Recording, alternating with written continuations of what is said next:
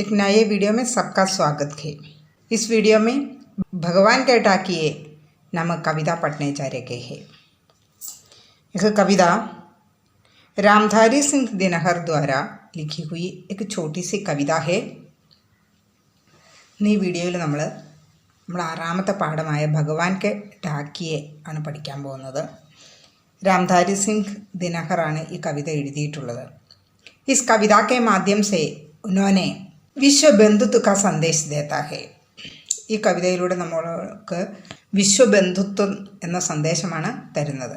ആർഷഭാരത സംസ്കൃതി के अनुसार ലോക സമസ്ത സുഖിനോ ഭവന്തു അഥവാ വസുദൈവ കുടുംബകം. ഈ ലോകം ഒരു തറവാടാണ്, ലോകത്തുള്ള എല്ലാവർക്കും സുഖം ഭവിക്കട്ടെ എന്നതാണ് ആർഷഭാരത സംസ്കൃതിയുടെ ശാന്തി മന്ത്രം തന്നെ. और एक कविता के माध्यम से पक्षी और बादल के द्वारा मनुष्य को एक संदेश देता है कि हमें किसी भी भेदभाव के बिना सभी के साथ मिलजुल कर रखना चाहिए. കവിതയിലൂടെ കവി പക്ഷികളെയും മേഘങ്ങളിലൂടെ സന്ദേശം നമുക്ക് തരുന്നത് എന്തെന്നാൽ നമ്മൾ യാതൊരു തരത്തിലുള്ള ജാതി വർണ്ണ ഭേദവ്യത്യാസം കൂടാതെ എല്ലാവരും ഈ ലോകത്തുള്ള മുഴുവൻ ആളുകളും ഒന്നിച്ച് ജീവിക്കണം എന്നതാണ്. कविता सुनिए. भगवान के डाकिए. पक्षी और बादल ये भगवान के डाकिए हैं जो एक महादेश से दूसरे महादेश को जाते हैं. हम तो समझ नहीं पाते हैं मगर उनकी लाई चिट्ठियाँ पेड़ पौधे पानी और पहाड़ बांझते हैं. हम तो केवल यह आंकते हैं कि एक देश की धरती दूसरे देश को सुगंध भेजती है और वह सौरभ हवा में तैरते हुए पक्षियों की पंखों पर तैरता है और एक देश का भाप दूसरे देश में पानी बनकर गिरता है. रामधारी सिंह दिनकर. पक्षी और बादल ये भगवान के डाकिए हैं. कवि ने पक्षी और बादल को भगवान के डाकिए कहा गया है. पक्षी और बादल भगवान के संदेश वाहक है. वे ईश्वर के संदेश സമാൻ രൂപ സേ സബിക്കോ ബാണ്ട്തേ ഹേ. കവി പറയുകയാണ്, പക്ഷികളും മേഘങ്ങളും ഈശ്വരൻ്റെ സന്ദേശം എല്ലായിടത്തും ഒരേപോലെ യാതൊരു ഭാവവ്യത്യാസവുമില്ലാതെ എല്ലായിടത്തും എത്തിക്കുന്നു. ജോ ഏക് महादेश से दूसरे महादेश को जाते हैं. महादेश का मतलब है विशाल देश, कॉन्टिनेंट. ഒരു ഭൂഖണ്ഡത്തിൽ നിന്ന് മറ്റൊരു ഭൂഖണ്ഡത്തിലേക്ക് പറന്നു പോകുന്നു, അല്ലെങ്കിൽ ഒരു ദേശത്ത് നിന്ന് വേറൊരു ദേശത്തേക്ക് യാതൊരുവിധ തടസ്സങ്ങളുമില്ലാതെ അവ പറന്നു പോകുന്നു. ഹം തോ സമझ नहीं पाते हैं मगर उनकी लाई चिट्ठियाँ.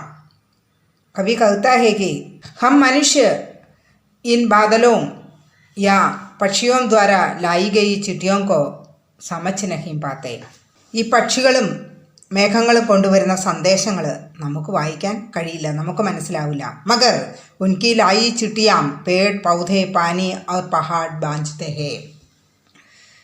और उनकी लाई चिट्ठियाം മേഘ और ഈ മേഘങ്ങളും പക്ഷികളും കൊണ്ടുവരുന്ന ചിട്ടികൾ, എഴുത്തുകൾ, സന്ദേശങ്ങൾ पेड़ पौधे पानी और पहाड़ बांझते हैं. पेड़ पौधे पहाड़ आदि प्रकृति की सब चीज़ें बांझते हैं. इसका मतलब है पट लेते हैं. मनुष्य तो अपने बुद्धि बल पर गर्व करते हैं.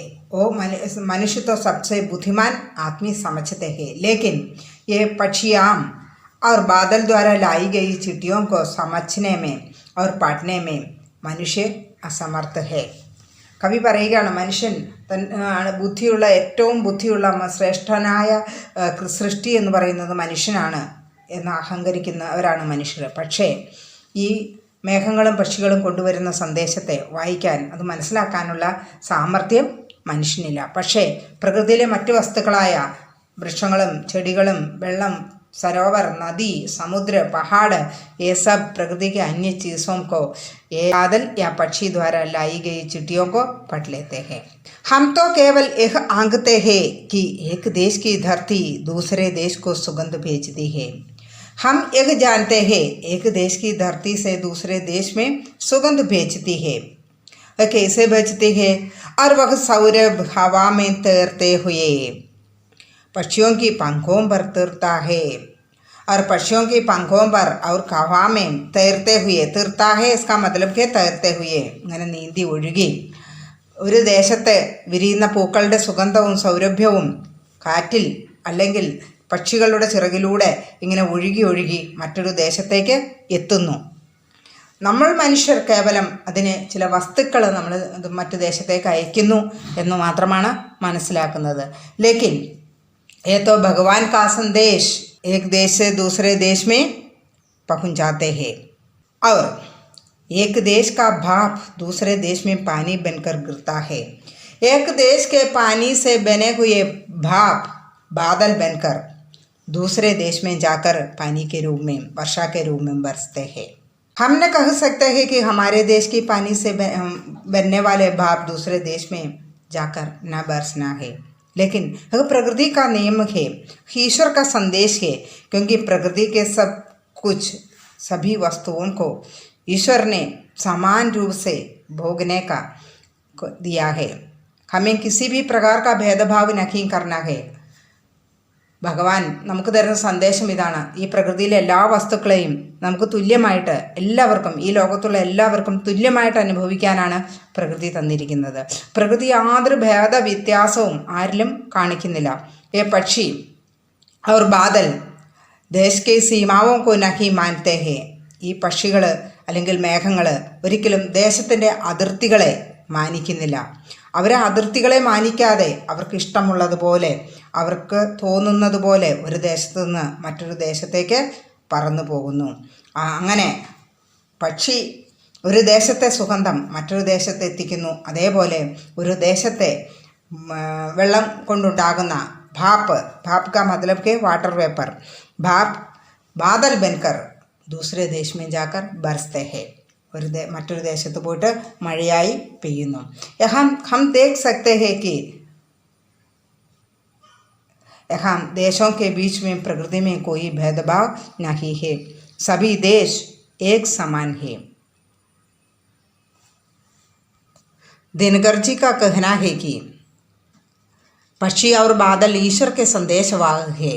वे आसमान में पक्षी निरंतर एक स्थान से दूसरे स्थान पर विचरण करते हैं और बादल घुमट घुमट कर इधर से उधर दौड़ते हैं. ദിനകർജി പറയുകയാണ്, പക്ഷി നിരന്തരം ആകാശത്തിൽ ഇങ്ങനെ പറന്ന് ഒരു സ്ഥലത്ത് നിന്ന് മറ്റൊരു സ്ഥലത്തേക്ക് ഇങ്ങനെ സ്വതന്ത്രമായി സഞ്ചരിച്ചുകൊണ്ടിരിക്കുന്നു. അതേപോലെ തന്നെ മേഘങ്ങൾ ആകാശത്ത് ഉരുണ്ടുകൂടി ഒരു സ്ഥലത്ത് നിന്ന് മറ്റൊരു സ്ഥലത്തേക്ക് ഇങ്ങനെ ഓടിക്കൊണ്ടിരിക്കുന്നു. ഏതോനോ ഭഗവാൻ കെ ഡാക്കിയെ പ്രതീത് ഹോത്തേ ഹേ. അവർ രണ്ടുപേരും ഭഗവാന്റെ ഈ സന്ദേശവാഹകരാണ് എന്നാണ് നമുക്ക് തോന്നുന്നത്.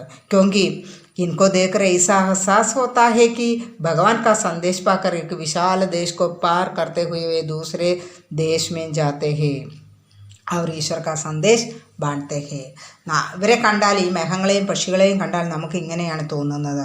അവർ ഭഗവാന്റെ സന്ദേശമായിട്ട് ഒരു ദേശത്ത് നിന്ന് മറ്റൊരു ദേശത്തേക്ക് പോയി അവിടെ ഈശ്വരൻ്റെ സന്ദേശം എല്ലാവർക്കും നൽകുന്നു. कवि का मानना है कि हम अपने आप को अत्यधिक विद्वान समझते हैं. കവി പറയുന്നതാണ്, മനുഷ്യൻ താനാണ് ഏറ്റവും വലിയ ബുദ്ധിമാനെന്ന് മനസ്സിലാക്കുന്നു. അത്യധിക വിദ്വാൻ, ഏറ്റവും അധികം അറിവുള്ളവർ നമ്മളാണെന്ന് മനസ്സിലാക്കുന്നു. പക്ഷേ ये बादल और പക്ഷി लाने वाले संदेश को हम नहीं पढ़ पाते. ഈ മേഘങ്ങളും പക്ഷികളും കൊണ്ടുവരുന്ന ഈശ്വരൻ്റെ സന്ദേശങ്ങൾ നമുക്ക് വായിക്കാനായിട്ട് കഴിയില്ല. ലേക്കിൻ പേട് പൗധെ ആദി प्रकृति की वस्तुओं ये पढ़ सकते हैं, लेकिन मनुष्य उसे बेजान वस्तु समझते हैं. മനുഷ്യൻ ജീവനില്ല എന്ന് വിശ്വസിക്കുന്ന ഈ പ്രകൃതിയിലെ മനുഷ്യനൊഴികെയുള്ള ബാക്കി പ്രകൃതിയിലെ ചരാചരങ്ങളെല്ലാം അത് വായിക്കാനായിട്ട് സാധിക്കുന്നു. നമുക്കറിയാം, നമ്മുടെ രാജ്യത്ത് അല്ലെങ്കിൽ വേറെ നമ്മുടെ ഈ ഭൂമിയിൽ ഏതെങ്കിലും പ്രളയമോ അല്ലെങ്കിൽ അതുപോലെ എന്തെങ്കിലും വരാൻ പോവുകയാണെങ്കിൽ, ഒരു സൈക്ലോൺ ഉണ്ടാകുകയാണെങ്കിൽ പ്രകൃതി നമുക്ക് ചില സന്ദേശങ്ങൾ തരും. പക്ഷെ അത് മനുഷ്യന് മനസ്സിലാക്കാൻ കഴിയില്ല. നമുക്കറിയാം, ഈ കഴിഞ്ഞ ദിവസം ചൈനയിൽ പ്രളയം ഉണ്ടാകുന്നതിന് മുമ്പ് കുറച്ച് ആനകൾ ഒരു കൂട്ടമായിട്ട് ഇങ്ങനെ സഞ്ചരിക്കുന്നത്, എങ്ങും നിൽക്കാതെ സഞ്ചരിക്കുന്ന ഒരു വീഡിയോ വൈറലായിരുന്നു. അതിൽ നിന്ന് ഈ ആനകൾക്ക് ഈശ്വരൻ്റെ സന്ദേശം, പ്രകൃതി തരുന്ന സന്ദേശങ്ങൾ ആ ആനകൾക്ക് മനസ്സിലായി. അതുകൊണ്ടാണ് അവർ അങ്ങനെ പാഞ്ഞത് എന്ന് നമുക്കിതിൽ നിന്ന് മനസ്സിലാകാനായിട്ട് സാധിക്കും. അതേപോലെ തന്നെ പണ്ട് ഗുജറാത്തിൽ ഭൂകമ്പം ഉണ്ടായ സമയത്ത്, ആ ഭൂകമ്പം ഉണ്ടാകുന്നതിന് ദിവസങ്ങൾക്ക് മുമ്പ് മണ്ണിൻ്റെ അടിയിലും മാളങ്ങളിൽ വസിച്ചിരുന്ന എലികളും മറ്റുമൊക്കെ പോസ്റ്റിലും മറ്റും കയറിയിരുന്നു എന്ന വാർത്തകൾ ഒരുപാട് നമുക്ക് മനസ്സിലാക്കാനായിട്ട് സാധിച്ചിട്ടുണ്ട്. ഇതിൽ നിന്നെല്ലാം നമുക്ക് മനസ്സിലാകുന്നത് എന്താണ്? ഈ പ്രകൃതി നമുക്ക് തരുന്ന പ്രകൃതിയുടെ സന്ദേശം, ഈശ്വരൻ്റെ സന്ദേശം ഒരുപക്ഷെ മനുഷ്യനേക്കാൾ നന്നായിട്ട് മറ്റ് ജീവജാലങ്ങൾക്കും പക്ഷിമൃഗാദികൾക്കുമൊക്കെ വായിക്കാനായിട്ട് സാധിക്കും. മനുഷ്യനത് വായിക്കുവാനായിട്ട് അസമർത്ഥരാണ് എന്നാണ് ഈ ഉദാഹരണങ്ങളൊക്കെ സൂചിപ്പിക്കുന്നത്. കവിനെ इसके द्वारा हमें एक संदेश देता है कि हमें मिलजुल कर एक साथ खुशी से जीना है. हमारे बीच में किसी भी प्रकार का भेदभाव नहीं करना चाहिए. എല്ലാവർക്കും ഇഷ്ടമായെങ്കിൽ ലൈക്ക് ചെയ്യാനും ഷെയർ ചെയ്യാനും മറക്കരുത്. മറ്റൊരു വീഡിയോയിൽ ഇതിൻ്റെ അനുബന്ധ പ്രശ്നോത്തര സാരാംശം എല്ലാം നമുക്ക് മനസ്സിലാക്കാം.